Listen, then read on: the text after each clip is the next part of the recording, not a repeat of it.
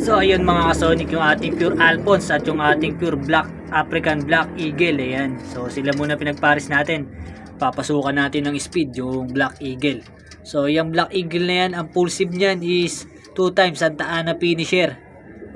So yun, subok na yung lahi niya, kumbaga kulang lang sa speed. Kaya ito yung pure Alphonse natin is medyo may speed yan. Kaya papasok natin dyan, baka sakaling mag-click at madagdagan ng speed yung kunat nung African Black Eagle na yan. So makunat siya mga Sonic, yung African Black Eagle. Maganda umuwi yan, consistent.